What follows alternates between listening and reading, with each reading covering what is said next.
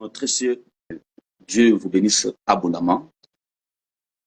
Pour ce soir, nous sommes encore une fois de plus devant vous, toujours dans le cadre de l'édification liée à l'enseignement.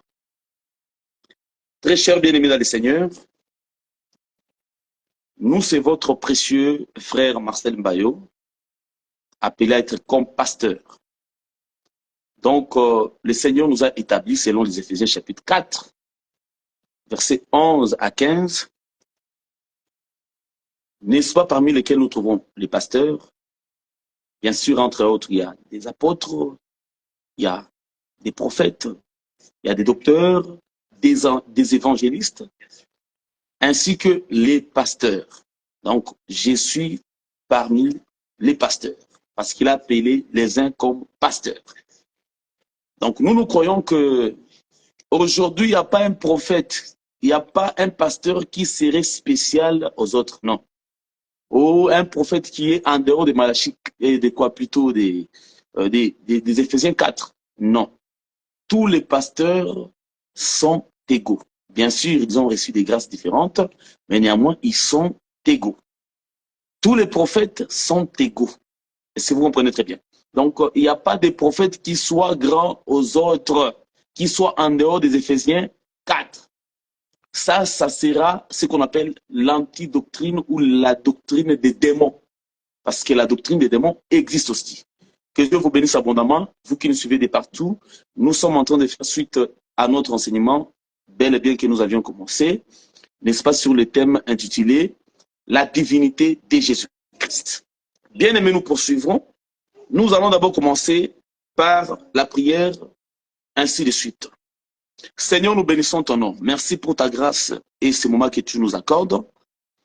Tu as béni, Seigneur, notre santé, tu as béni notre Dieu, Seigneur, nos vies, afin que ce soir, nous puissions partager ta parole. Seigneur, que cette parole soit une sémence, Seigneur, soit aussi comme un pain, mais soit aussi comme un feu, Jésus notre Père.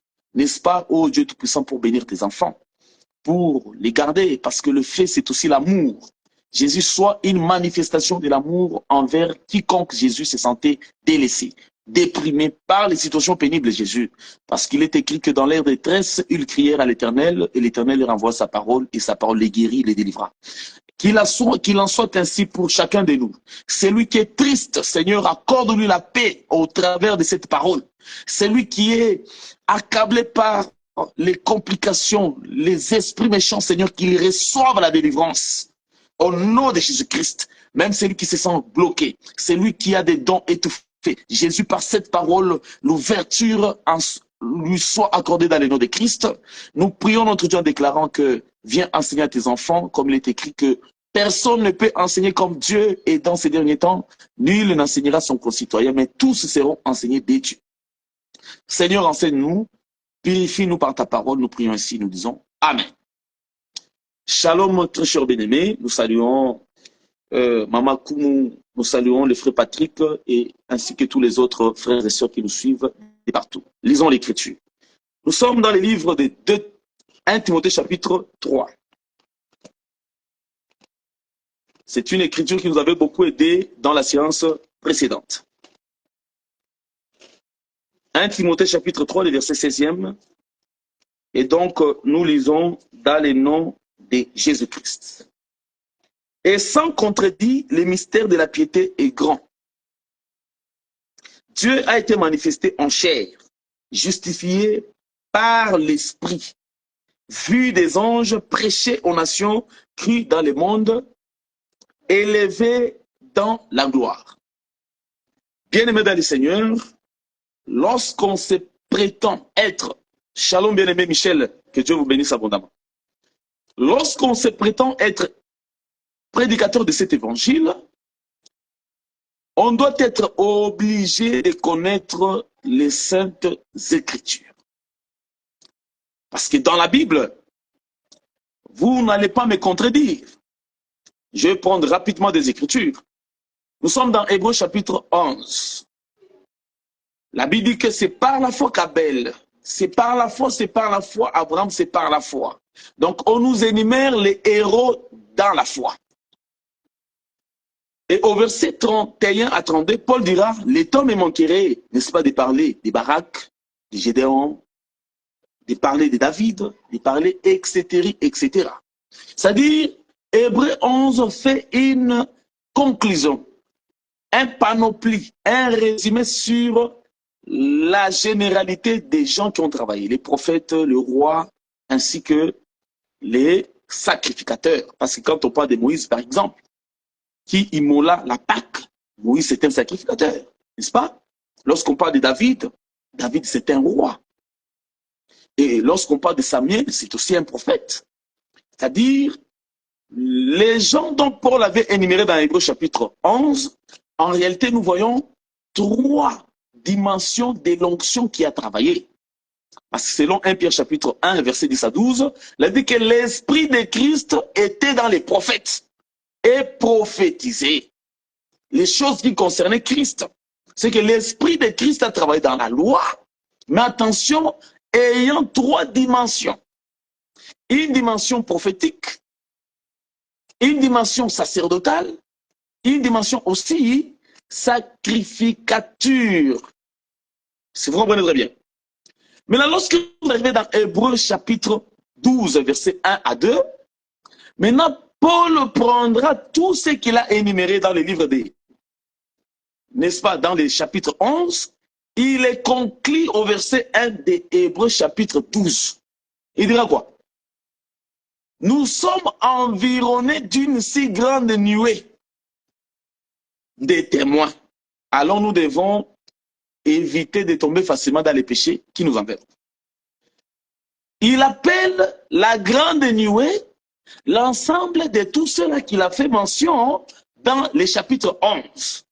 C'est pour dire que et les prophètes, et les sacrificateurs, et les rois, tous ceux-là, en réalité, sont vus comme étant la grande nuée.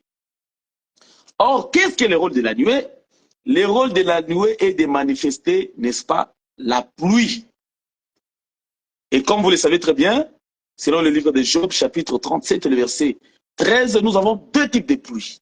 Nous avons la pluie comme la verge qui manifeste la colère pour frapper la terre. Mais nous avons aussi la pluie comme l'amour. Et ça, c'est très important. Ce sont les ABC de l'évangile que tout enfant de Dieu doit connaître. Shalom à tous. Mais qu'est-ce que je veux dire? Vous allez remarquer, n'est-ce pas, Moïse était toute une pluie. Parce que Moïse, avant d'aller récupérer Israël de l'Égypte pour les délivrer, Moïse doit descendre de la montagne. Lorsqu'il descend de la montagne, il ne va pas aller en Égypte, même réduit, non?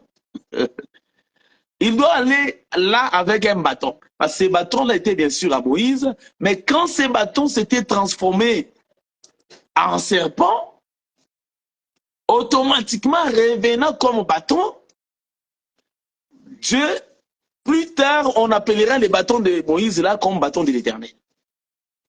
Ce sont des écritures, je n'ai pas le temps de toucher tout ça parce qu'aujourd'hui, j'aimerais vraiment que le Seigneur nous fasse grâce afin qu'on touche un élément très important. Ici, je donne l'importance de l'écriture parce qu'on ne peut pas prêcher sans utiliser les écritures.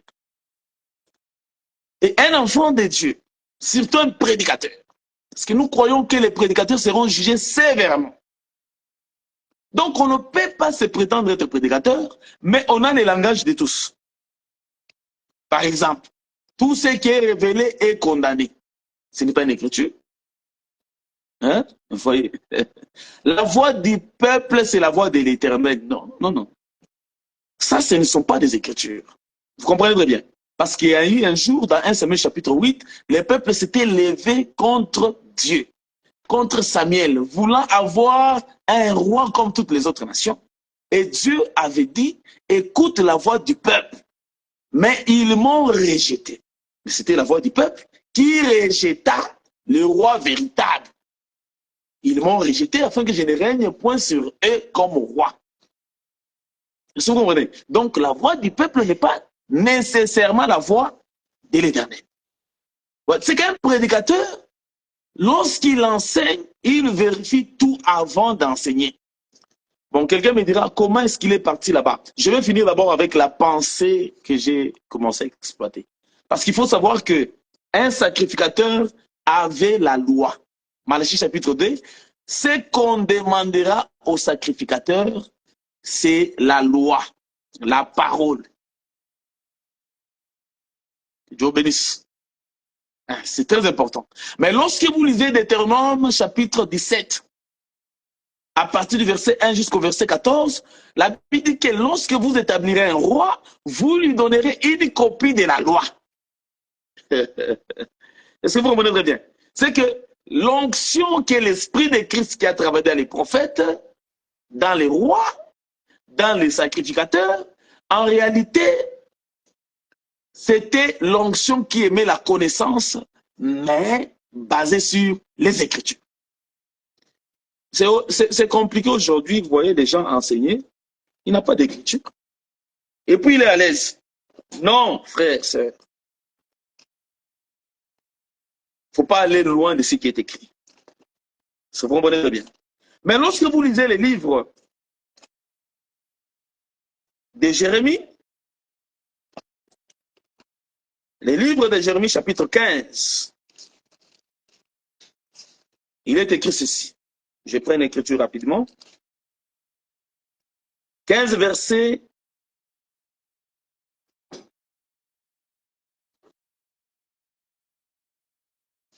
Écoutez cette écriture rapidement.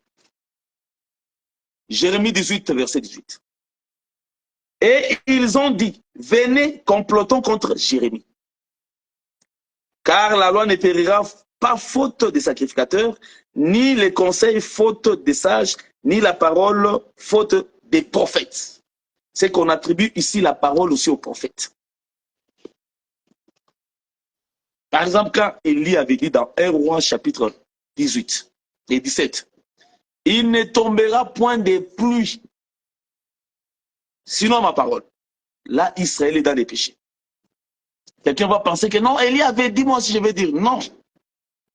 Élie, c'est un prophète qui ne pouvait jamais dire quelque chose en dehors de la loi de Moïse. Parce que tous les prophètes prophétisaient en Moïse. C'est comme aujourd'hui, tout prédicateur prêche en Jésus-Christ. Il ne faut pas dire que non, je prêche en Branham. Non, ça ne peut pas se faire.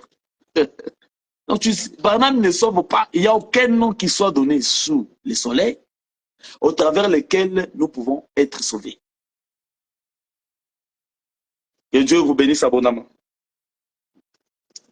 Notre micro...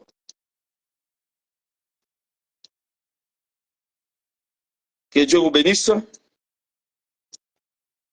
Que Dieu vous bénisse abondamment. Je ne m'étais pas rendu compte que les sons n'étaient plus. Vous me suivez là très bien?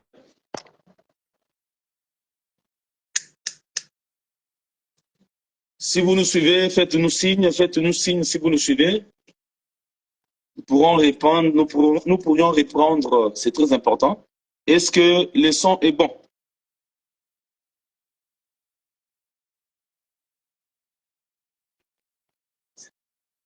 Est-ce que le son est bon? Vous pouvez écrire pour que nous sachions comment évoluer avec vous. Est-ce que vous nous suiviez depuis longtemps? Parce que je me suis rendu compte que le micro avait déjà coupé. Donne-moi de votre téléphone. Et Dieu bénisse abondamment. C'est vraiment très important. Parce que je me suis rendu compte que le micro avait déjà coupé. Aïe, aïe, aïe, aïe, aïe, aïe. Il va falloir que nous reprenions certaines choses que nous avions dit, dont nous avions dites.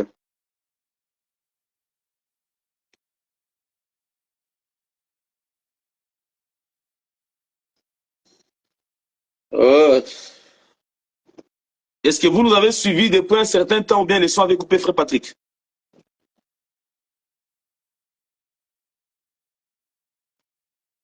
Que Dieu vous bénisse abondamment.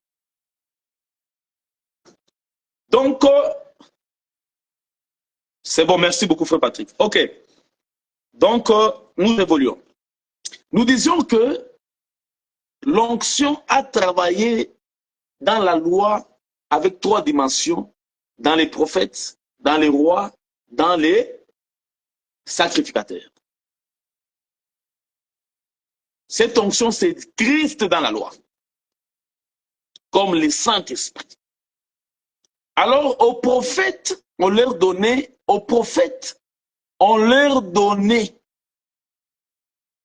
la particularité de la parole. On a dit ça dans Jérémie 18, verset 18. La parole ne manquera pas faute du prophète. C'est qu'au prophète, il y a la parole.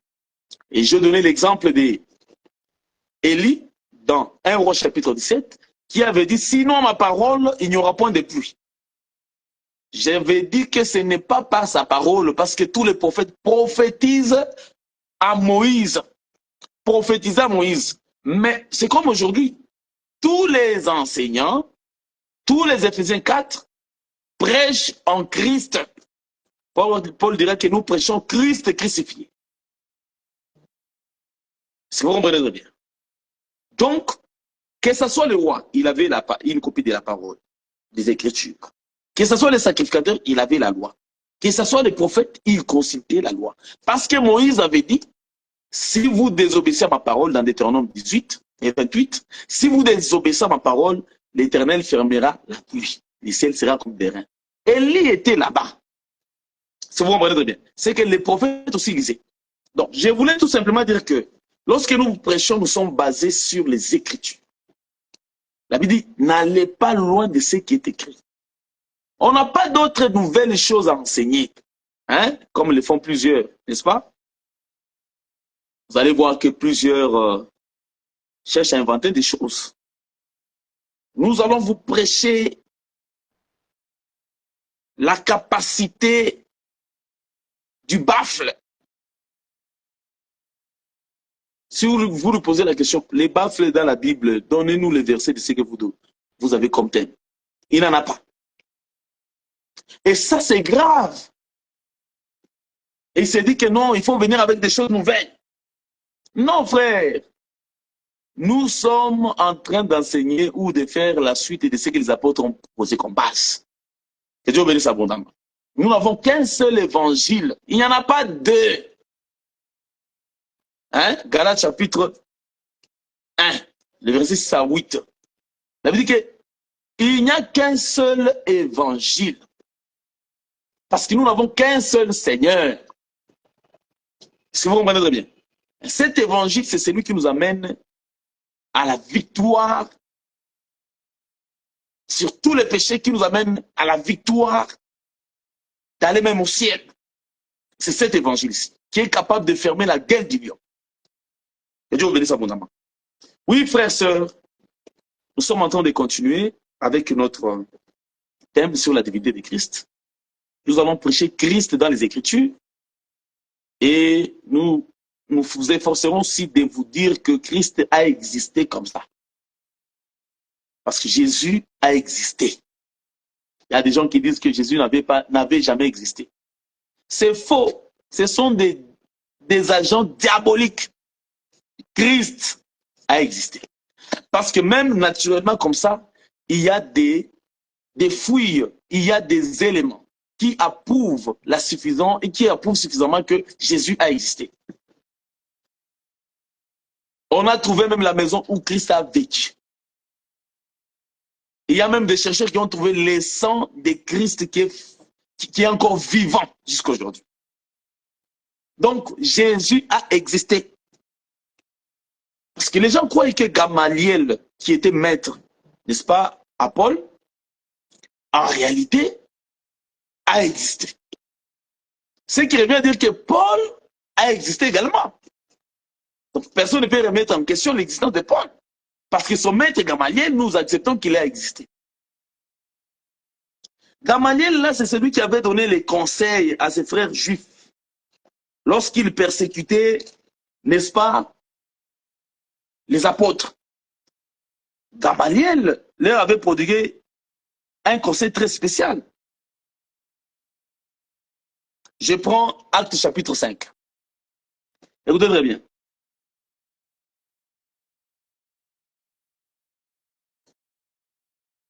Acte 5, le verset 33. Là, c'était une discussion entre les apôtres et les pharisiens. Furieux de ces paroles, ils voulaient le faire mourir.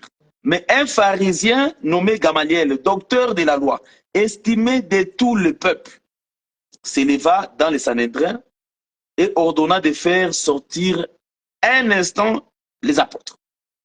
Puis il leur dit, hommes israélites, prenez garde à ce que vous allez faire à l'égard de ces gens. Car il n'y a pas longtemps que Paris Théudas, qui s'est donné pour quelqu'un et auquel se rallièrent environ 400 hommes. Ils furent tués et tous ceux qui l'avaient suivi furent mis en déroute et réduits à rien. Après lui parut Judas, les Galiléens, à l'époque des recensements, et il attira du monde à son parti. Il périt aussi, et tous ceux qui l'avaient suivi furent dispersés. Et maintenant, je vous l'ai dit, ne vous occupez plus de ces hommes et laissez-les aller. Si cette entreprise ou cette œuvre vient des hommes, elle se détruira. Mais si elle vient de Dieu, vous ne pourrez pas la détruire. Vous ne pourrez la détruire. C'est très important. Ne courez pas les risques d'avoir combattu contre Dieu. C'est que Gamaliel ici qui était un pharisien et c'est lui-là qui avait formé même Paul. C'est bien lui qui avait formé même Paul. Et c'est Paul qui le dira plus tard. Je vais chercher cette écriture rapidement.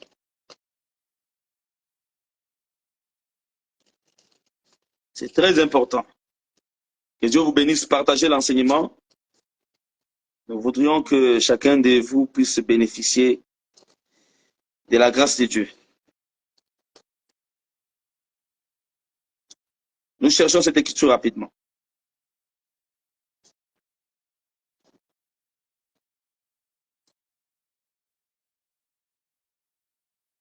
Écoutez cette écriture.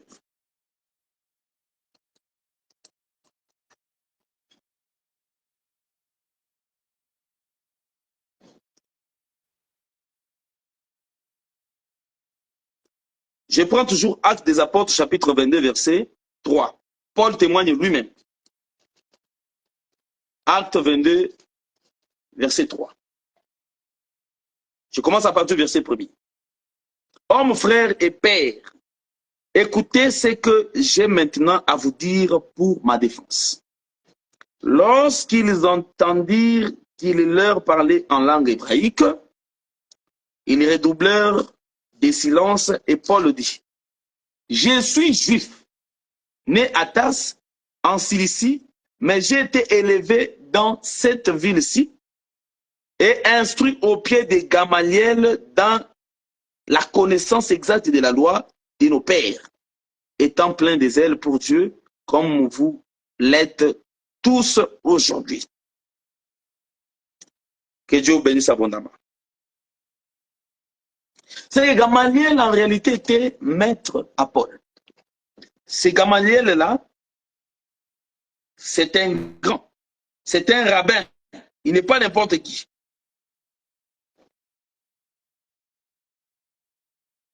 Les gens croient à l'existence de Gamaliel, qui aussi était, n'est-ce pas, maître de Paul. C'est que Paul a existé. Or, Paul a prêché Christ crucifié. Ce qui revient à dire que Jésus a existé. Est-ce que vous comprenez très bien? Les Pierre, les Jean, les Marc. Bon, Marc, nous avons aussi Matthieu, parce que Marc est disciple à Matthieu, à Pierre plutôt, excusez. Ce qui revient à dire que ces gens ici qui sont disciples de Christ ont existé et ont écrit, n'est-ce pas, la vie de Christ. C'est pourquoi Jean avait témoigné en disant que, oh, mais ce qui était dès le commencement, c'est que nos mains ont touché. Nous avions touché la vie. Est-ce que vous comprenez très bien? Ça veut dire que ces gens ici avaient touché Christ qui est la vie. C'est un témoignage vivant. Jusqu'à aujourd'hui, Jésus est ressuscité. Il est dans nos cœurs. Il le vit. Nous le voyons par les œuvres. Que Dieu vous bénisse abondamment. Et il a promis de revenir. C'est pourquoi c'est très important, bien aimé, de savoir d'abord que Jésus a existé sur la terre. Une autre écriture que nous allons vous lire pour confirmer l'existence de Christ. Nous sommes dans Galates chapitre 4, verset 4. Il est écrit ce qui suit. Mais lorsque les temps ont été accomplis, Dieu a envoyé son Fils né d'une femme, né sous la loi, afin qu'il rachète ceux qui étaient sous la loi, afin que nous recevions l'adoption. C'est que Jésus était né sous la loi, né d'une femme appelée Marie. Que Dieu bénisse abondamment. Mais si tu refuses que Jésus ait existé, sous prétexte que non, ce sont des histoires datant et qui n'ont rien à voir aujourd'hui avec la foi et qui n'ont rien à voir aujourd'hui avec l'existence de Christ. Ce sont des falsifications parce qu'aujourd'hui, les gens lient l'historicité de Christ à des fables des nations. Non, frères, Jésus a existé. Sachez que Jésus n'est pas photocopie, mais ce sont ceux-là qui ont des histoires semblables à l'histoire de Christ qui sont des photocopies. Jésus, c'est le véritable. Si vous comprenez très bien, il est le véritable même qui a existé, il est même l'essence même de la création. Si nous existons, c'est grâce à Jésus parce qu'il est le Dieu créateur des cieux et de la terre. Toi, tu veux te comparer à Jésus ou bien tu veux comparer les idoles à Christ? Non. Parce que Jésus est comme l'arche de l'Éternel. Remarquez que dans 1 Samuel chapitre 4, il vient combattre les Philistins et les Israélites. Les Philistins ont bâti les enfants d'Israël et l'ont arraché l'arche. Ils ont commis une grave erreur. C'était le fait de prendre l'arche et de mettre ça dans la maison de Dagon. Ça veut dire qu'à des reprises, ils ont retrouvé Dagon tombant face contre terre, signe d'adoration. Et puis on l'a retrouvé encore brisé. Parce que l'arche, c'est Dieu qui doit se défendre. Dans Nombre chapitre 10, verset 35, vous descendez. Quand on élevait l'arche, Moïse disait, Éternel, lève-toi afin que tes ennemis se dispersent. Lorsqu'on ramenait l'arche, Moïse disait, Éternel, revint au milieu des myriades d'Israël. Vous comprenez très bien. Mais lorsqu'on avait pris l'arche chez les Philistins, la Bible dit qu'une femme qui était la femme d'Ophni, si je ne me trompe pas, ou Phiné, entre les fils d'Élie, le sacrificateur, qui était aussi juge. Lorsqu'elle était en train d'apprendre la nouvelle, la Bible, elle était enceinte. Et elle voulait mourir. C'est comme ça qu'elle a donné naissance à un fils. Elle l'appela Ichabod. Pourquoi? Parce que la gloire a été bannie en Israël. C'est ça, Ichabod. C'était un enfant qui avait perdu 4 personnes au même moment. La mère, le père, le frère du père et le grand-père. C'est tout un enseignement. On n'est pas là. Je ne suis pas là-bas. Donc, l'arche qui est partie, on l'appelle la gloire de l'Éternel. La gloire est partie. C'est que l'Éternel, c'est lui-même la gloire. Est-ce que vous comprenez bien? Mais l'Éternel, étant donné qu'il est l'arche, il doit se défendre. Nous avons un Dieu qui se défend. Est-ce que vous comprenez bien? C'est pour vous allez voir que les jours où Gédéon fut appelé pour le service, la Bible dit que Dieu lui dira d'aller briser, n'est-ce pas, l'autel et la divinité qui était dans la maison de son père. Il est allé là-bas, il a brisé la statue de Baal. Les gens se sont réveillés le matin, ils ont trouvé Baal brisé. Oh, mais comment ça? Ils s'informèrent, c'est Gédéon qui a brisé. Ils sont allés voir Gédéon et son père. Non, nous allons taper Gédéon parce qu'il a brisé Baal. Le père s'éleva pour leur dire que si Baal est Dieu, ce n'est pas à vous de le défendre. Il doit se défendre. Ah, que Dieu bénisse abondamment. C'est que Baal, le fait qu'il ne s'était pas défendu, il l'avait prouvé à suffisance qu'il n'était pas Dieu. Que Dieu bénisse. Oui, Paul a dit que des dieux qui ne le sont pas de leur nature. Hein? Que Dieu bénisse abondamment. C'est qu'il y a des dieux qui ne le sont pas de leur nature. Baal, c'est un dieu, mais qui ne l'est pas de sa nature. C'est un dieu fondé par les hommes.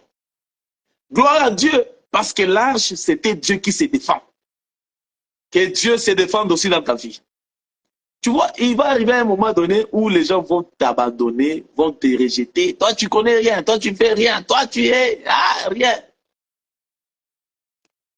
Mais ce qui est important, il faut être avec Dieu. Parce que si tu es avec Dieu, Dieu là va te défendre. Que Dieu bénisse abondamment. Que Dieu défende que c'est lui qui a été abandonné. Que Dieu défende ta vie, frère, sœur. Même si au travail, on t'avait rejeté à cause d'une manigance de mauvaises personnes, que le Seigneur te défende. Je t'assure qu'on va t'appeler au travail et tu travailleras calmement. Parce que de la même manière qu'on avait calomnié Daniel pour lui vouloir le mal, Dieu avait sauvé Daniel, mais ceux-là se sont retrouvés dans leur piège et ils sont morts. C'est pourquoi il est écrit que toute force creusée contre un enfant de Dieu, c'est lui qui l'a creusé, il tombera. Que Dieu fasse tomber tous tes ennemis dans des forces qu'ils ont creusées de leurs propres mains. Que Dieu bénisse abondamment. Il faut être sûr quand tu es enfant de Dieu. Il faut être sûr. Il faut éviter la distraction. Il faut éviter la paresse. Il faut éviter la négligence. Parce qu'avec ces choses, ce sont des portes ouvertes pour ton ennemi, afin de te combattre facilement. C'est pour comprendre très bien. Sois concentré. Prie. S'il faut mourir en priant, prie. Parce que si tu pries, tu vas ressusciter dans la prière. La prière est puissante même pour te ressusciter. Si vous comprenez très bien. Que Dieu bénisse abondamment. Que Dieu bénisse le frère Mitterrand. Et qu'il vous garde. Oui, frère dans le Seigneur, que Dieu vous bénisse abondamment. Donc, ici, nous étions en train de prouver en réalité que Jésus a existé. Qu'on ne vous trompe pas que Jésus n'a jamais existé. Parce que nous avons la preuve que des disciples de Christ, Matthieu, Marc, Luc, Jean ont présenté Jésus. Bien que Luc était disciple à Paul, Marc disciple à Pierre, tous ceux-là sont des disciples de Christ. Mais il y a des disciples qui ont touché Jésus, qui ont vécu avec lui dans la chair comme ça. Il y a des disciples aussi qui ont vécu Jésus par les œuvres, comme Marc et Luc. Que Dieu vous bénisse. Donc Jésus a existé. C'est pourquoi il est ressuscité le 3e jour et il est parti. Aujourd'hui, nous avons la preuve de la parole du Seigneur dans les Saintes Écritures. Frère, Jésus est ressuscité aussi dans ta vie si tu crois. Si tu ne crois pas, Jésus n'est pas non plus dans ta vie. Si tu crois, il est ressuscité avec toi et avec tous tes biens. Dieu bénisse abondamment. Donc, c'est ce qu'il faut savoir. La fois passée, bien aimé, nous avions touché un point très intéressant, c'était sur les noms de Dieu. Je vais toucher aussi quelque chose là. Ensuite, si le Seigneur faisait grâce, je vais aborder un autre point très essentiel. Touchons d'abord les noms de Dieu. Faisons suite avec ce que nous avions dit la fois passée. Et nous allons toucher les rôles de Christ en venant dans le monde. Hein? Parce que cette écriture que nous venons de lire dans 1 Timothée chapitre 3, le verset 16, montre que Dieu est descendu et a pris corps.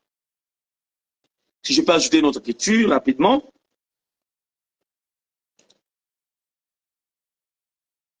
Avant de prendre Actes chapitre 20, prenons d'abord Acte 20 rapidement. Je prends le verset 28e. Acte 20, 28. Prenez donc garde à vous-même. Prenez donc garde à vous-même et à tous les troupeaux sur lesquels le Saint-Esprit vous a établi évêque.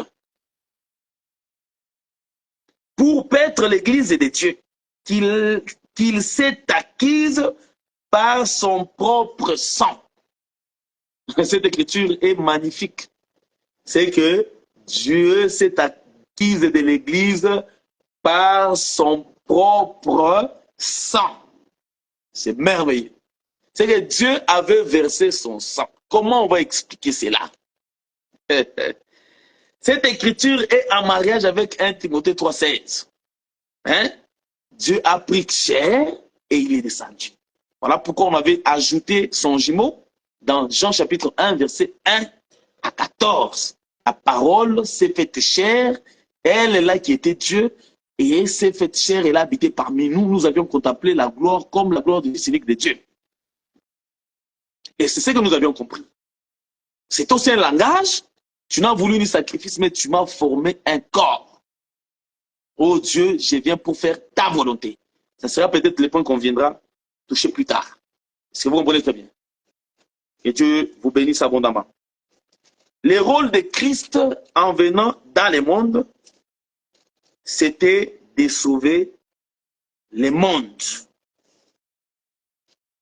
C'est ça le rôle de Christ en venant dans le monde.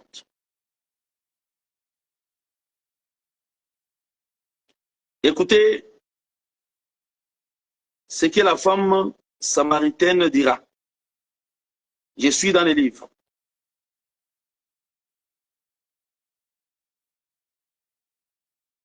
Dans le livre de Jean, chapitre 4.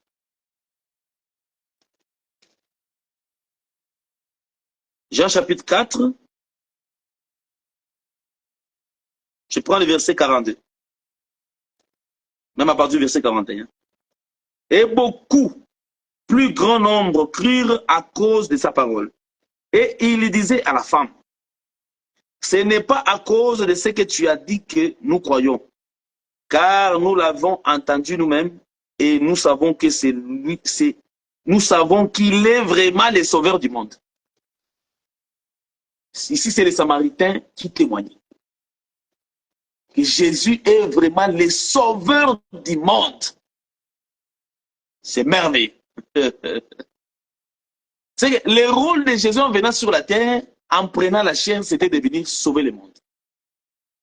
Même Jean 3,16, car Dieu a tant aimé le monde qu'il a donné son Fils unique, afin que quiconque croit en lui ne périsse point, mais qu'il ait la vie éternelle. Je vais venir expliquer toutes ces choses-là. Pourquoi le Fils de Dieu, pourquoi le Fils d'Abraham, fils d'Isaac, pourquoi il est aussi fils de l'homme. Hein? Il est fils de David. Pourquoi? On viendra voir toutes ces choses. Je pars avec vous lentement, un point après l'autre. Les noms de Dieu. J'avais dit que Jésus avait la forme de Dieu auparavant. C'est ça, Philippiens chapitre 2, à partir du verset 5e.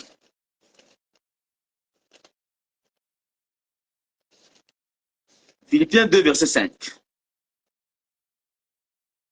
Il est écrit, ayez les sentiments qui étaient en Jésus-Christ, existant en forme de Dieu.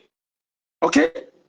Il n'a point regardé son égalité avec Dieu comme une proie à arracher. Mais cette écriture prouve à suffisance que Jésus est le Dieu véritable. Parce que si vous admettez que Jésus est égal à Dieu, or Jésus vient d'où? Il provient du ciel.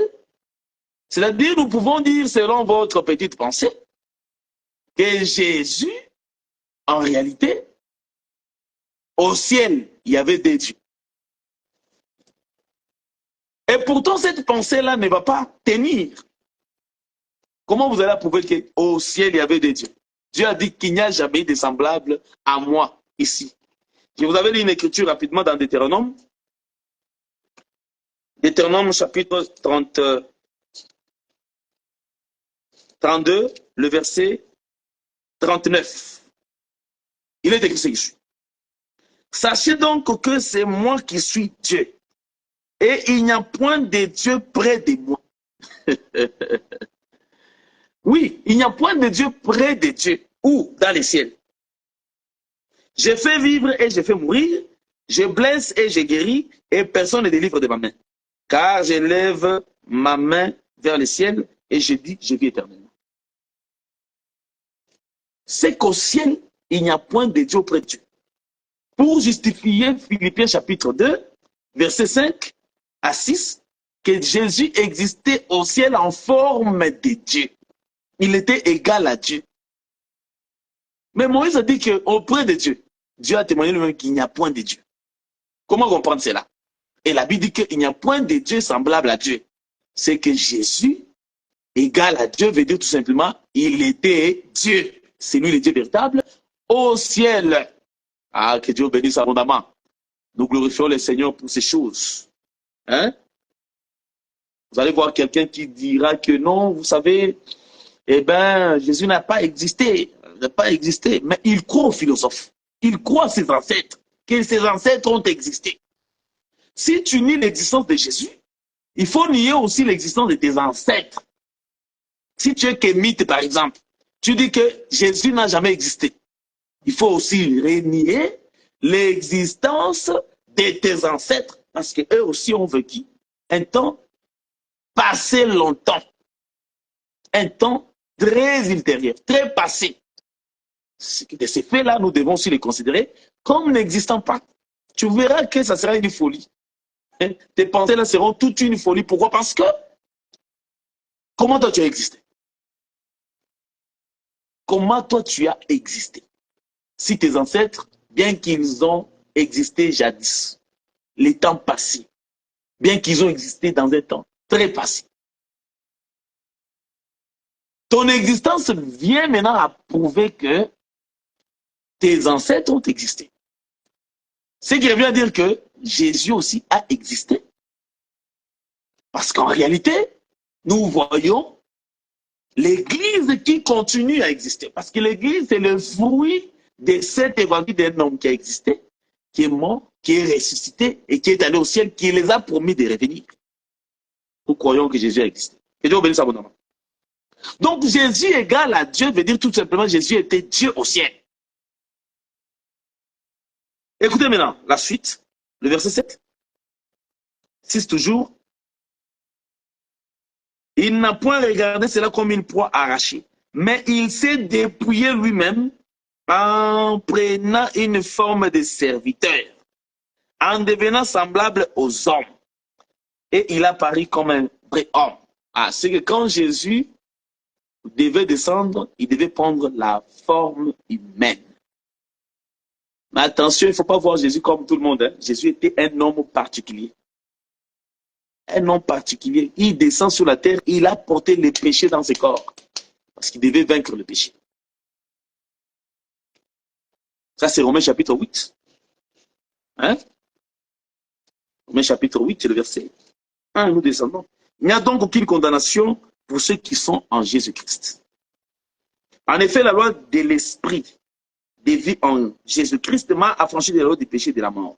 Car chose impossible à la loi, parce que la chair la rendait sans force. Dieu a condamné les péchés dans la chair en envoyant à cause du péché son propre fils dans une chair semblable à celle du péché. Et c'est là afin que la justice de la loi soit accomplie en nous, qui marchons non selon la chair, mais selon l'esprit. C'est que Jésus, en descendant, en prenant la forme de l'homme, il a laissé la forme de Dieu, ce qui veut dire tout simplement que Jésus a porté les corps qui avaient des péchés. C'est dans ces corps-là qu'il a condamné les péchés. Et Dieu bénisse abondamment. Bien qu'il a vécu avec les péchés dans ses corps, Jésus n'a jamais péché. Mais il s'agissait de quel corps que Jésus avait? Et quelqu'un viendra dire, non, vous savez, Jésus était un homme comme moi, comme toi. Toi, pécheur, tu bois de l'eau, tu bois les péchés comme de l'eau. Jésus n'est pas à comparer avec un individu. Il est Dieu. Parce que Dieu est saint, saint, saint. Infiniment même saint. Hein? Écoutez Hébreux chapitre 4. Hébreux chapitre 4. Je prends le verset 15 à 16. Car nous n'avons pas un souverain sacrificateur qui ne puisse compatir à nos faiblesses. Au contraire, il a été tenté comme nous en toutes choses, sans commettre le péché. vous avez Luc chapitre 4 et Matthieu chapitre 4 aussi.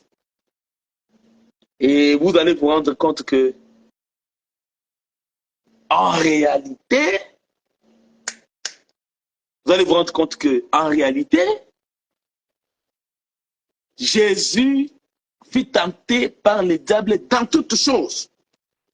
J'ai fini d'abord cette écriture. Verset 16e. d'Hébreux 4. Approchons-nous donc avec assurance du trône de la grâce, afin d'obtenir miséricorde et de trouver grâce peut-être pour être secouru à nos besoins. C'est que Jésus n'a jamais péché. N'a jamais péché. J'ai ajouté notre écriture, Matthieu. Écoutez bien Matthieu chapitre 4. Matthieu 4. Je prends le verset 11e.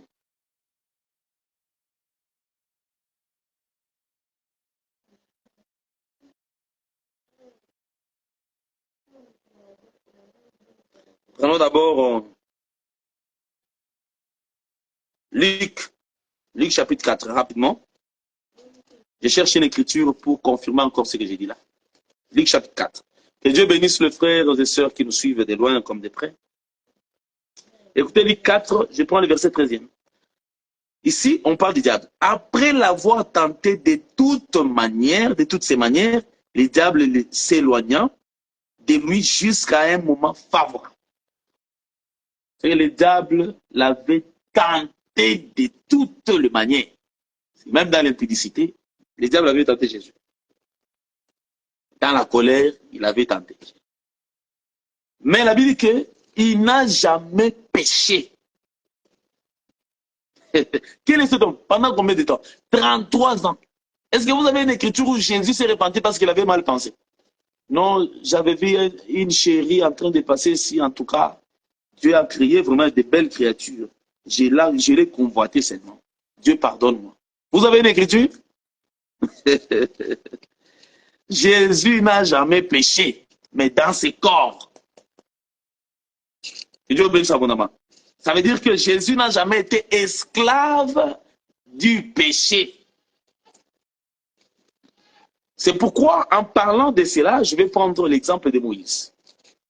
Parce que Moïse a beaucoup d'histoires qui doivent nous apprendre la vie de Jésus. Hein. Je vais m'inspirer beaucoup sur lui, ou bien de lui, pour exploiter la vie de Christ. 1 Pierre chapitre 2. Je prends le verset 22. Lui qui n'a point commis de péché, et dans la bouche duquel il ne s'est point trouvé de faute. Lui qui injuriait, ne rendait point d'injures, maltraité, ne faisait point plutôt des menaces, mais s'en remettait à celui qui juge justement. Lui qui a porté lui-même nos péchés en son corps sur le bois, afin que, mort au péché, nous vivions pour la justice. Lui par les meurtrissures duquel vous avez été guéris. Car vous étiez comme des brebis errantes. Mais maintenant vous êtes retournés vers les bergers et les gardiens de vos âmes. C'est que Jésus a porté les péchés, mais il n'a jamais péché. On n'a jamais vu Jésus en train de calomnier les gens. Mais aujourd'hui, on a des chrétiens qui savent calomnier. Il peut te calomnier de ton chevet jusqu'à ton orteil. Il peut te calomnier dans ce sens-là. Dieu bénisse abondamment. Et ça, c'est grave. La calomnie, c'est l'œuvre de la chair, frère. Un chrétien ne peut pas calomnier un autre chrétien. Et puis parfois, ça se fait, il calomnie son frère ou sa soeur chez un païen. Quel est le modèle que vous donnez aux païens? Est-ce qu'un jour, pendant l'évangélisation, par exemple, c'est païen qui a entendu des choses de ta bouche, pourrait-il croire à ton évangile? N'est-ce pas, il se dira que dans ces messieurs-là et leur église, ce sont des aventuriers? Frère, la calomnie, c'est un péché. Et il y a surtout des fidèles qui calomnient même leur ministre, leur pasteur. Frère, tu vas te récolter une malédiction. La procédure est simple, Matthieu 18. il faut voir ton frère. Parle-lui. Les ministres, c'est aussi un frère. S'il refuse, alors il faut appeler des autres ministres. Parlez avec eux. S'il refuse, on va quand même les présenter à l'église parce que c'est un frère aussi. S'il refuse d'entendre même l'église, alors on va les considérer comme un païen. Si vous comprenez très bien. C'est ça la procédure. Que Dieu vous bénisse abondamment. Je prends une autre écriture. 2 Corinthiens, chapitre 5. 2 Corinthiens, chapitre 5, je prends les versets 21. C'est lui qui n'a point connu des péchés. Les péchés, il a fait devenir péché, pas pécheur, péché pour nous, afin que nous devenions en lui justice de Dieu. C'est que Jésus était devenu péché. C'est-à-dire, quand tu vois impudicité, Jésus était devenu impudicité et non impudique. Parce que si tu dis impudique, c'est que tu veux le considérer comme péché. Jésus était devenu aussi mensonge, pas menteur. Il n'était pas l'action, mais il était devenu péché lui-même. C'est que la condamnation de Christ à la croix, c'était en réalité la condamnation du péché. C'est que pourvu que les enfants de Dieu ne vivent plus dans les péchés. Aujourd'hui, on trouve maintenant l'église dans le monde et le monde dans l'église. Et c'est grave. Et plus grave encore, même la doctrine, on ne la retrouve plus dans les églises.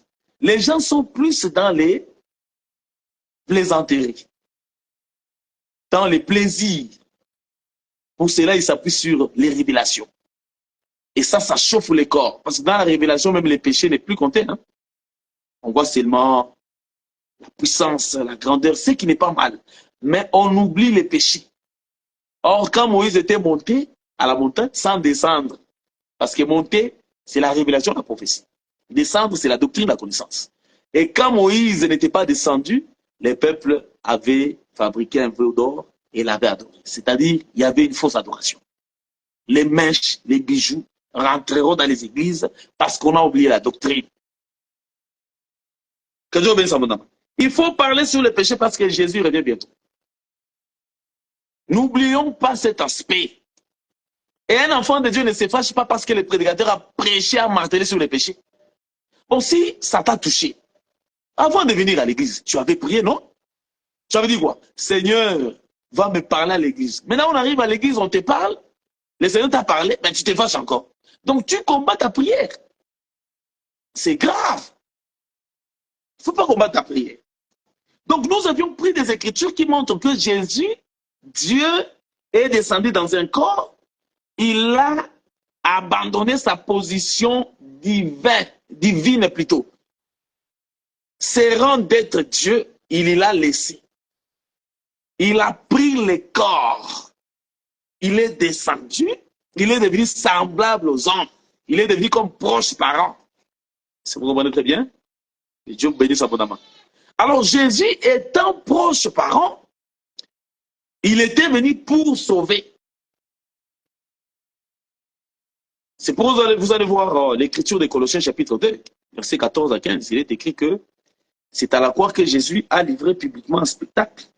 Les dominations des autorités, il a triomphé d'elle par la croix. Mais aussi, il a brisé l'acte dont les ordonnances nous condamnaient. Vous voyez? Mais si je vous posais la question, il dit qu'il les a livrés en spectacle. Si je pose la question, est-ce que les jours-là, on avait vu les démons que Jésus avait livrés en spectacle? Hein? Est-ce que ces jours-là, vous avez vu les péchés appelés impudicité crucifiés à la croix? Est-ce que vous avez vu les péchés appelés mensonges crucifiés à la croix? Mais c'était le corps de Jésus qui était devenu mensonge, impudicité. Et c'était le corps de Jésus qui était devenu aussi les démons. Parce que Jésus, c'est un prophète. Un prophète est signe de. Jésus ne pouvait jamais faire autre chose parce qu'il était venu accomplir la loi. C'est pourquoi vous allez voir que dans Ésaïe chapitre 20, nous sommes en train de voir que Ésaïe le prophète, qu'est-ce qu'il avait fait? Dieu lui avait dit, un papa comme Esaïe, qui avait des enfants, parce que dans Esaïe chapitre 8, Esaïe a des enfants. Un papa comme Esaïe, Dieu lui dira, je vais lire soigneusement cette écriture. Que Dieu bénisse maman Esther, que Dieu bénisse le frère Jonathan, hein, qui vous bénisse vous tous qui nous suivez de loin comme de près. C'est très important. Partagez l'enseignement, invitez les frères et sœurs à venir, n'est-ce pas, suivre cet enseignement. C'est très important. Écoutez Esaïe 20. Je vais prendre le verset 1. Je commence là. L'année où Tartan, envoyé par Sargon, roi d'Assyrie, vint assiéger Asdod et s'en empara. En ce temps-là, l'Éternel adressa la parole à Esaïe, fils d'Amon, et lui dit, va détache les sacs, c'est-à-dire les habits, hein, des terrains, et ôte tes souliers de tes pieds. Il fit ainsi, marcha nu et déchaussé. Gloire à Jésus-Christ. Esaïe, c'était un papa. Écoutez très bien, verset 3. Et l'Éternel dit, de même que mon serviteur Esaïe marche nu et déchaussé, ce qui sera dans 3 ans un signe et un présage pour l'Égypte et l'Éthiopie. Ça veut dire que Dieu avait utilisé Esaïe comme signe. C'est ça Esaïe 18, n'est-ce pas? Esaïe 8, verset 18, qui dit que moi et mes enfants, c'est Esaïe qui disait, moi et mes enfants, nous servirons des présages, des signes pour l'Éternel. Zacharie 3, verset 8, il est écrit qu'en réalité que les hommes sont utilisés comme des signes. C'est que Esaïe était signe. Lorsqu'il s'est dépouillé des habits et des chaussures, il marche nu. Pour Israël, ce n'était pas la nudité qui comptait, c'était comprendre les langages. Quand un prophète marche nu, pour Israël, ça disait déjà beaucoup. Que Dieu bénisse abondamment. Et c'est comme cela que Dieu dira maintenant que comme Esaïe, mon serviteur, a marché nu, déchaussé, ça sera ainsi pour l'Égypte et l'Éthiopie. Ah! C'est qu'Esaïe était devenu lui-même Éthiopie, son corps était devenu Égypte. Mais qui sont Égypte et Éthiopie? Ce sont des nations. Ce qui veut dire qu'Esaïe était devenu comme des nations, mais il était signe de ces nations-là. Est-ce que vous comprenez très bien? Il était signe de ces nations-là. C'est que la nudité, le fait de se déchausser d'Esaïe signifiait que Dieu va dépouiller l'Éthiopie et l'Égypte. La nudité d'Esaïe signifie Égypte et Éthiopie sera dépouillée. C'est ce que Jésus est venu accomplir, reproduire. Lorsqu'il est mort à la croix, ne voit pas Jésus là comme ça. Non, il est prophète. D'ailleurs, il est grand prophète selon Luc chapitre 7, verset 13, vous descendez. Jésus est appelé grand prophète. Dieu a visité son peuple. C'est que Jésus mourant nu, en réalité, il identifiait les démons qui étaient dépouillés parce qu'il était agneau. L'agneau, quand il mourait en Égypte, c'était le dépouillement de l'Égypte.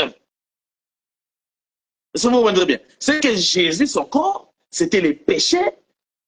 Il n'était pas péché, non. Le corps de Jésus était comme péché, était comme les démons qui étaient livrés publiquement en spectacle. C'est que ce jour-là, on a vu vraiment des démons. Or, les démons physiquement comme ça, on ne peut pas les voir, ce sont des esprits. Donc, c'était le corps de Jésus qui était l'image des esprits, du diable, des démons cloués à la croix. C'est ça la parole. Que Dieu bénisse abondamment. C'est ça la parole bien-aimée. Donc, Jésus à la croix, où sa venue, c'était venu de sauver, c'était pour sauver le monde. Maintenant, suivez-moi très bien. Il y a un point que je voulais qu'on essaie un peu de continuer un peu pour mettre point virgule aujourd'hui. Que Dieu vous bénisse, frères et sœurs. Sache que dans ta vie aussi, Jésus a vaincu les démons. Tous les sorciers, tous les marabouts, toutes formes de sciences occultes qui te combattent, Jésus les a vaincus.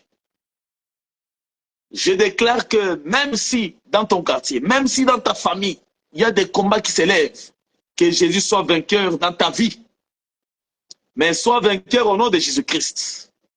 Commence à vaincre l'ennemi de ta vie.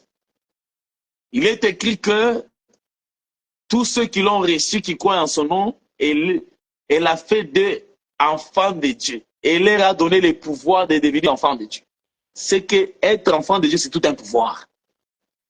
Que Dieu manifeste davantage, que Dieu fasse grandir cette capacité, ce pouvoir qu'il t'avait donné afin que tu sois en mesure de vaincre l'ennemi le plus dur de ta vie.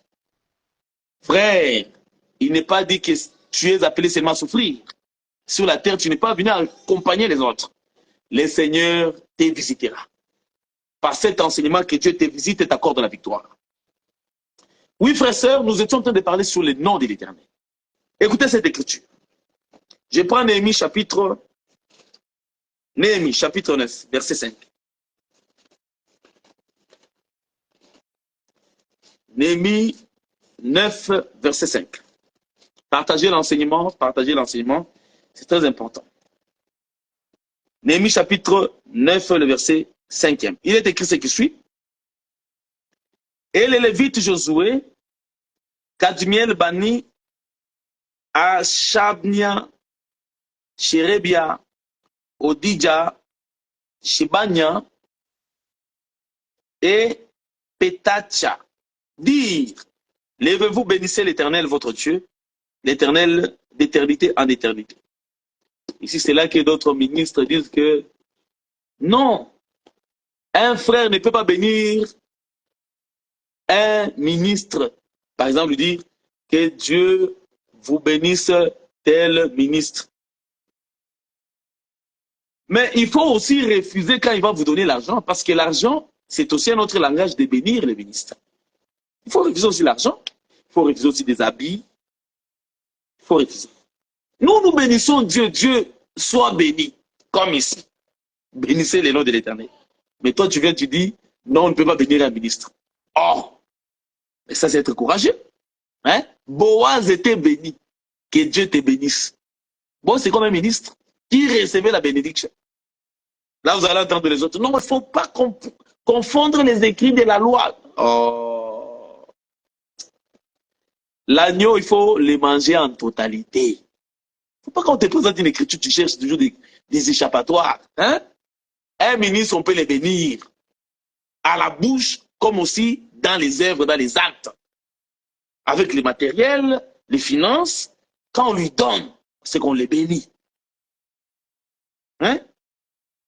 Oh, on peut bénir un ministre. Ça vient d'où ça? C'est se donner des titres inutiles.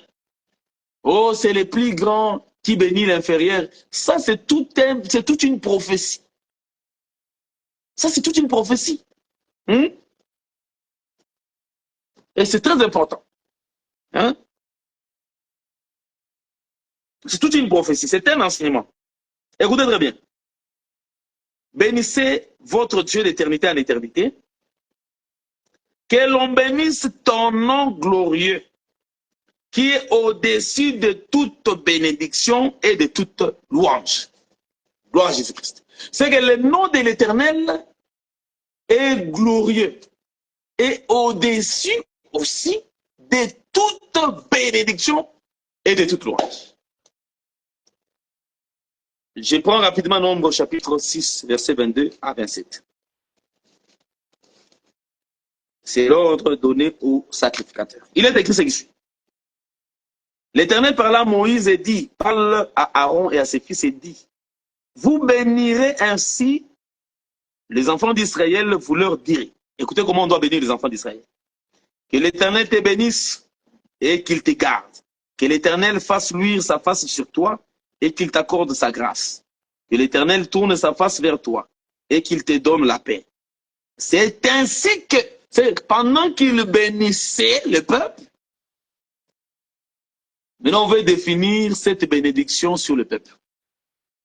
C'est ainsi qu'ils mettront mon nom sur les enfants d'Israël et je les bénirai. C'est pendant qu'ils bénissaient Maintenant, on définit l'acte de bénir le peuple par les sacrificateurs, que cette façon de bénir-là, en réalité, était le fait de mettre les noms de l'Éternel sur le peuple. Ah, la parole est très succulente. Ici, même si vous n'avez pas encore mangé, vous mangez la parole, vous allez oublier la nourriture physique. C'est que quand les sacrificateurs bénissaient, Dieu dit, Moïse dirait que non. Lorsque vous bénissez là, cela veut dire que vous mettez les noms de l'Éternel sur le peuple. C'est que les noms de l'Éternel, c'est la bénédiction. Que Dieu bénisse abondamment. C'est que les noms de l'Éternel, c'est la bénédiction. Ah, mais le frère Néhémie dira que le nom de l'Éternel est glorieux. Il est au-dessus de toute bénédiction et de toute louange. Frère, Dieu a nommé toutes choses, mais lui-même s'est donné un nom. Et nom là, on l'avait montré dans la séance passée que c'est Jésus-Christ.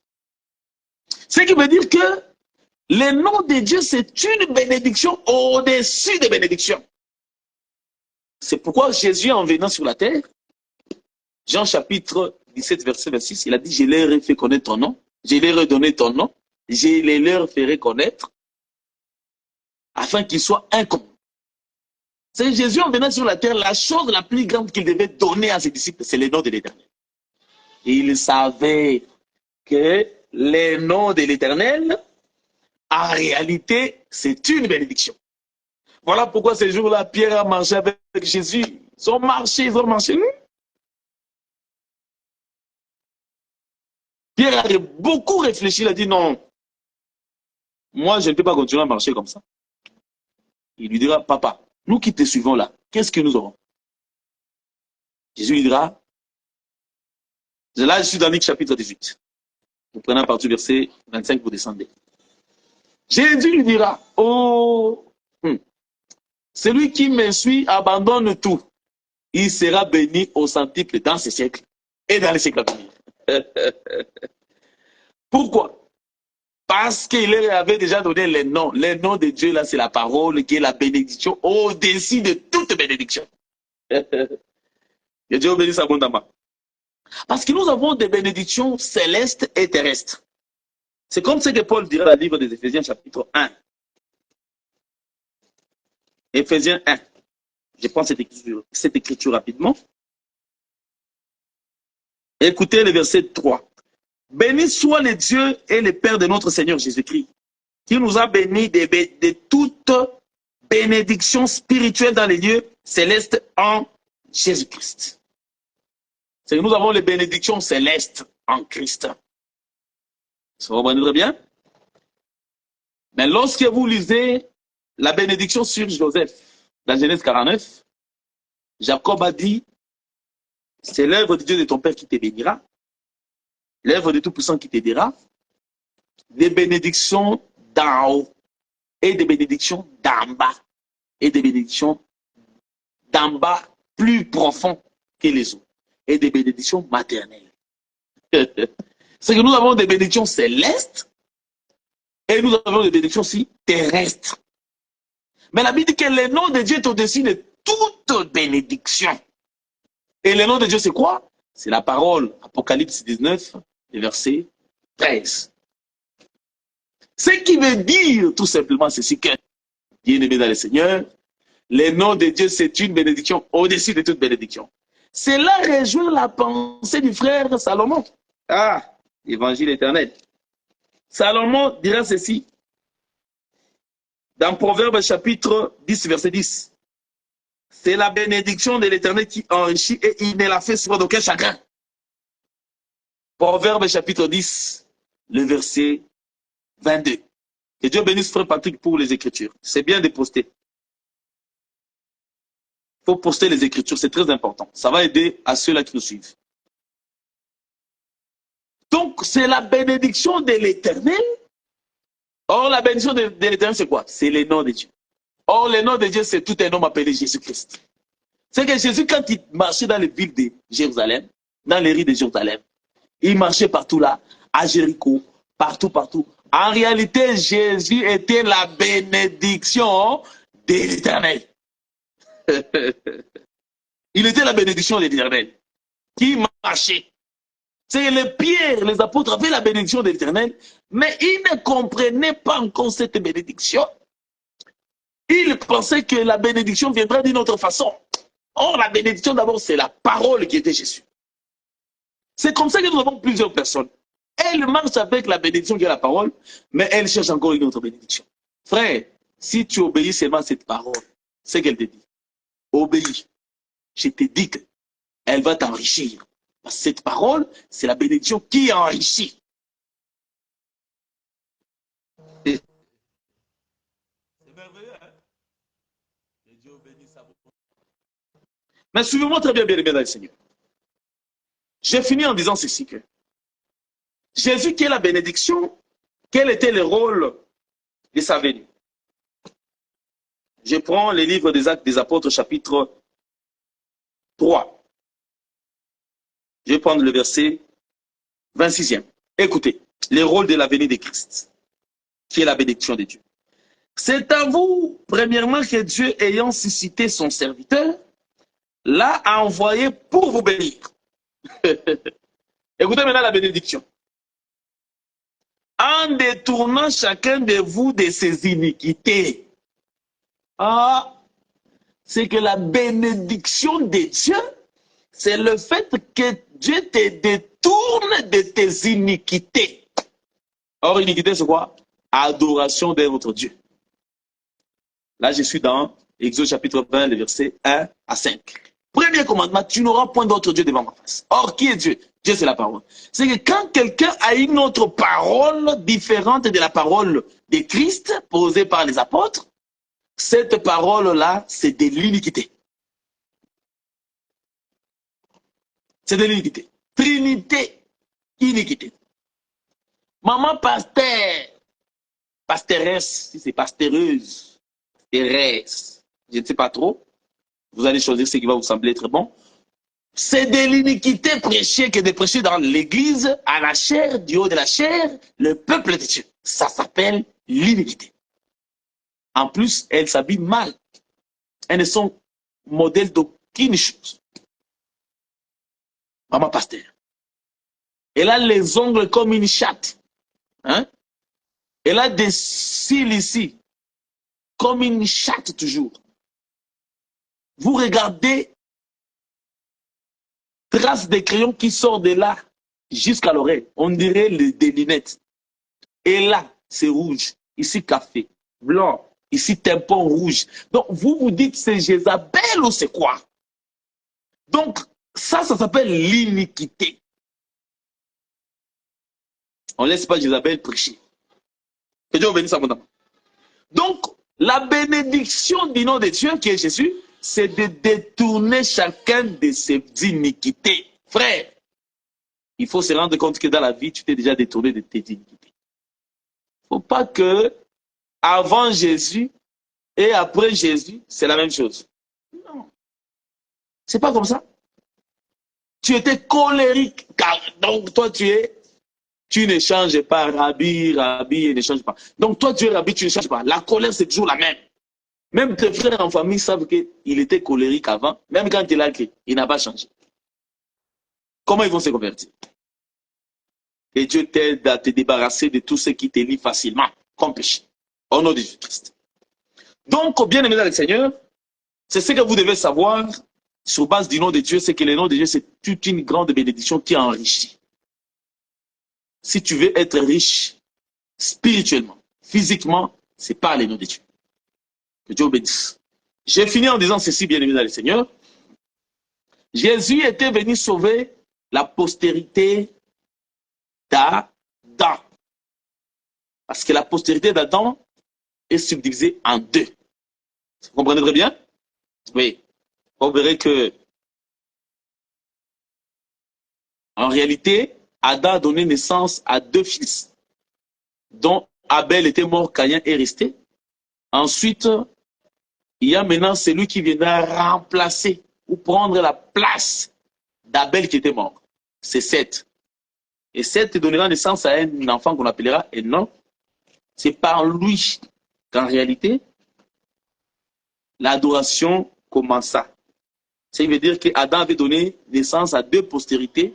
Une postérité qui adorera Dieu, une autre postérité qui n'avait pas adoré Dieu. Et Caïn était aussi prophétiquement parlant des types d'Israël. Bien aimés dans le Seigneur, je pense que pour aujourd'hui, on va s'arrêter là-bas. Que Dieu vous bénisse abondamment. On a fait déjà 1h15, c'est déjà beaucoup. J'allais commencer une marche très rapidement.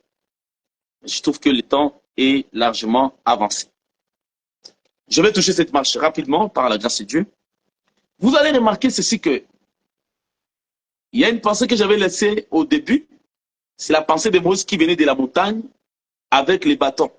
Hein? C'est très important. Cette pensée était que le bâton ou la verge dans la Bible, lorsque vous lisez Isaïe chapitre 11, le verset 5, 4 à 5, les bâtons est vu comme étant la parole. La verge est vue comme étant la parole. Et dans Isaïe 55, verset 10 à 12, la parole est vue comme la pluie. Comme la pluie descend, ainsi en est-il de la parole de Dieu. Elle ne retourne jamais auprès de Dieu sans effet. C'est que la parole, c'est la pluie, et la pluie, c'est la verge. Même le livre de Job, chapitre 37, le verset 13. La pluie est vue aussi comme la verge. Si vous comprenez très bien. C'est quand Moïse descendait de la montagne, parce que la montagne, c'est l'image du ciel. Lorsque Moïse descendait de la montagne avec la verge, qui est la pluie, c'était une pluie de colère.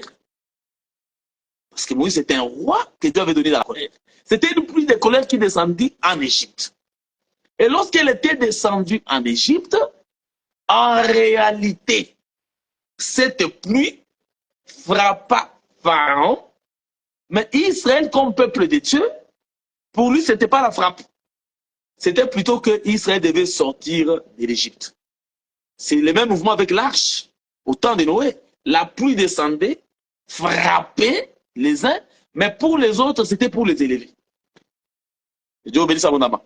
Ce qui revient à dire ceci que notre Dieu, quand il était descendu en Égypte, en réalité, il était descendu pour frapper un peuple. C'était Pharaon et son peuple, mais pour que Israël, le monde soit élevé. Que Dieu te bénisse. J'aimerais dire à quelqu'un, lorsque Dieu descend dans ta vie, c'est pour combattre tes ennemis, mais cette frappe-là, c'est ça pour t'élever. Que Dieu élève quelqu'un dans le nom de Jésus-Christ. Que Dieu t'élève dans le nom de Jésus-Christ. Je reprends. Que Dieu t'élève. Est-ce que vous comprenez très bien? C'est que Moïse était comme une pluie de colère pour frapper l'Égypte. Hein? Mais pour Israël, ce n'était pas la force, c'était plutôt l'élévation ou la sortie. Si vous comprenez très bien. C'est pareil à l'œuvre de la croix de Christ. L'œuvre de la croix de Christ, c'était la colère contre le monde des ténèbres et les nations. Là, Jésus était comme un lion rugissant. C'est ce qu'on appelle en d'autres termes la colère de l'agneau. Dans Apocalypse 6, le verset 14 à 16. C'est qu'il y a la colère de l'agneau, c'est les lions. Jésus était comme un lion pour combattre ses ennemis parce que les lions ne reculent pas au combat. C'est ça Judas. Il était l'homme. La femme ne combat pas. Mais il était agneau pour manifester aussi l'amour du Père envers le peuple qui doit les recevoir. Frère, aujourd'hui nous avons tout le temps. Il faut croire en Jésus. Si tu ne crois pas, c'est difficile. Le temps où tu mourras, ça sera toi-même face à face avec Dieu. Nous avons tout le temps de croire en Jésus-Christ. Donc, suivez-moi très bien. Écoutez cette petite démarche. Donc, il y a deux peuples que, en réalité, Jésus était venu sauver. Parce que vous allez remarquer que Moïse est né en Égypte. Moïse n'a jamais été esclave. Non. Il a été gardé pendant 3 mois, 120 jours, dans la maison de sa mère et de son père. Il n'a jamais vécu l'esclavage, hein? Exode chapitre 2. Ensuite, on l'a jeté sur les eaux. La fille de Pharaon l'a ramassé, l'a adopté comme fils.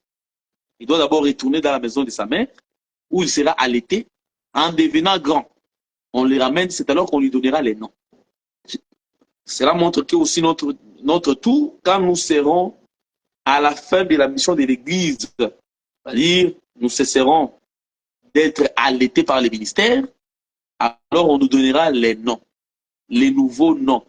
C'est toujours le nom de Jésus-Christ. Dieu bénisse abondamment. Parce qu'aujourd'hui, nous sommes fils de Dieu par la foi.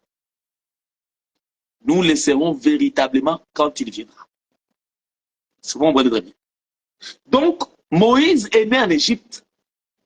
Il n'a jamais été esclave. Oh, Moïse est allé travailler des travaux durs. Jamais. Maintenant, quand il a atteint 40 ans, il est allé visiter ses frères. Pour la première fois, il a défendu son frère en tuant l'Égyptien. Le deuxième jour, il a trouvé des Israélites en train de se battre.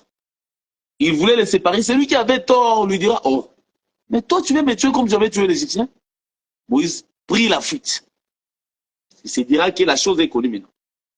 Lorsqu'il est parti chez Séphora, à 40 ans, là-bas, il passera aussi 40 ans, ce qui fera 80. C'est à l'âge de 80 ans qu'il va maintenant retourner pour, n'est-ce pas, délivrer Israël. Parce que 80 signifie robuste. Le plus robuste. Hein, les robustes plutôt. Il était devenu robuste. Un homme de guerre. Pour combattre et délivrer. Mais une chose qui tire un peu mon attention, nous allons faire des petits calculs, parce que je sais que vous connaissez bien les calculs. Hein? Moïse est venu sauver Israël quand Israël a atteint 430 ans de captivité. Mais Moïse avait atteint 80 ans. Nous allons d'abord savoir quand est-ce que Moïse est né.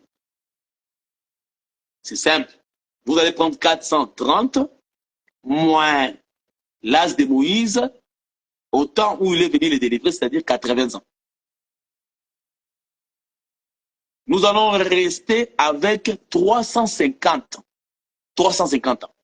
C'est que Moïse était né à l'an 350 de la captivité d'Israël. Et Dieu bénisse abondamment. Lorsqu'il a atteint 40 ans, il est allé visiter ses frères. C'est qu'à l'âge de 40 ans de Moïse, il visita ses frères. Nous allons ajouter 40 à 350, ce qui fait 390. Ce n'est pas pour rien ces chiffres-là, ces nombres-là dans la Bible. C'est que Moïse est allé visiter ses frères. Il est allé visiter ses frères à l'âge de 400 et à l'âge de 390 ans de la captivité d'Israël. C'est important. Nous pouvons aussi dire que Moïse avait marqué 390 ans ou 390 pour les autres en visitant ses frères. C'est que pour Israël, Moïse a marqué 390. Il part chez Séphora à 40 ans, il y passera 40 ans. C'est que pour Séphora, Moïse a marqué 40 ans. C'est important. Moïse, qui est-il? Il est type de Dieu qui n'avait jamais connu l'esclavage de ses corps, c'est-à-dire de l'Égypte. En d'autres termes, il était l'image de Christ qui n'avait jamais connu l'esclavage du péché. Hein? Quelqu'un qui n'a jamais péché. C'était Moïse. Il était l'image de Christ. Dieu bénisse abondamment. Parce que chacun est esclave de ce qui le domine. Par exemple, le péché. Mais une chose qui m'intéresse, c'est que Dieu, dans sa nature, il répète une chose plusieurs fois. C'est que Moïse a visité deux peuples au même moment, Israël et Séphora, type des nations. Vous comprenez très bien? Écoutez très bien ceci. Donc, Moïse a marqué 390 ans. Et 390. Et Dieu bénisse mon précieux bien-aimé, Jay. J'ai dit Diakefong. Glorifions le Seigneur. Donc, Moïse a marqué 390 à Israël. Il a marqué 40 chez Séphora. Parce que 40 qui restent là, ça sera pour la marche du désert. Alors, ces choses de Dieu les a répétées dans la vie d'un prophète appelé Ézéchiel. Je suis dans Ézéchiel chapitre 4. Je vais lire l'écriture rapidement. Et puis on va continuer plus tard. Je prends le verset 4. Puis couche-toi sur les côtés gauche, mais-y l'iniquité de la maison d'Israël. Et tu porteras leur iniquité autant de jours que tu seras couché sur les côtés, sur ses côtés. Je te compterai un nombre de jours égal à celui des années de leur iniquité, 390 jours. C'est 390. Si vous comprenez bien, c'est que Ézéchiel devait dormir selon l'ordre de l'Éternel. Il devait dormir du côté gauche 390 jours. Écoutez la suite. Verset 6e. Quand tu auras achevé ces jours, couche-toi sur les côtés droits et tu porteras l'iniquité de la maison de Juda pendant 40 jours. Je t'impose un jour pour chaque année. C'est qu'Ézéchiel devait dormir aussi du côté droit, mais 40 jours. Et Dieu devait lui compter.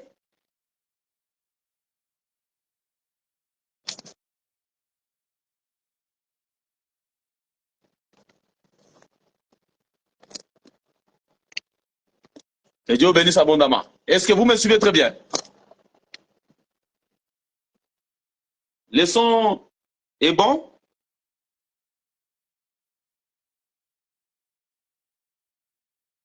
Le son est bon depuis tout à l'heure, parce que j'ai vu que mon micro était déjà coupé.